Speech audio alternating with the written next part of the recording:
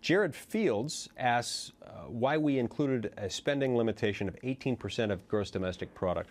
Jared, the reason we included that particular figure is that it represents roughly a 40-year average of revenue at the federal level as a percentage of gross domestic product.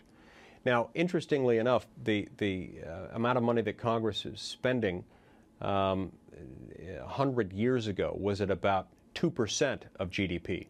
We're now spending above 25% of GDP every year. But the 18% figure represents roughly the average over the last 40 years or so.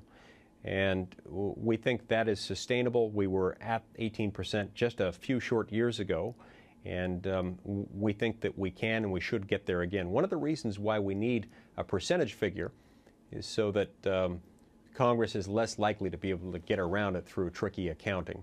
We find that when we impose redundant layers of spending limitations, it's more difficult for Congress to get around. But that's how we came up with that figure, as it represents roughly a 40-year average of federal revenue to gross domestic product. Jim West states that the balanced budget amendment will give politicians an excuse to raise taxes.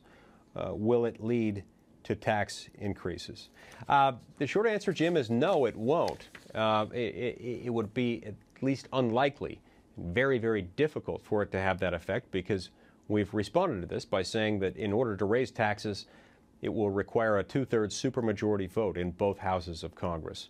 And so we don't think that that is very likely to happen very often. Even where it did, even if it did happen, those people who made that decision would be politically accountable to their constituents for that decision. So if you had a Congress that was very eager to raise taxes and was always actually voting by a margin of two-thirds in both houses to increase taxes, they would face some heat for that, and in time they may well lose their jobs over it. That's why we intentionally made this a difficult and high standard to meet. Brett Randall also asks, how long will it take before we see a balanced budget, an actual balanced budget? Well, I believe, Brett, that it's going to be difficult to, it would be very difficult to balance the budget immediately. They say that, you know, if you fall from a 10-story building, it's not the fall that will kill you, it's the abrupt halt at the end.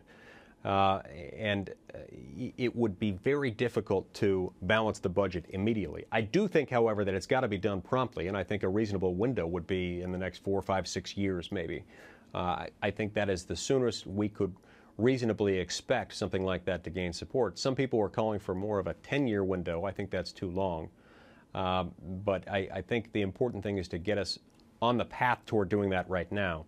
And if we can push this balanced budget amendment out now and get it going in the process of being ratified by the states, Congress will start moving very quickly in the direction of balancing the budget, because it will know that we have to take a glide path. We've got to have a gradual glide path toward balancing that may take a few years. Now, the balanced budget amendment proposal that all 47 Republicans in the Senate have gotten behind provides that after it's been ratified by the states, it would take effect 5 years following ratification. So the clock will start ticking, and Congress will be required by then to do that. It could actually happen sooner once they know that it will be required at the end of the day. And I thank all of you for your questions, and we look forward to talking to you more in the future about these and other issues that are concerning to you. Thank you very much.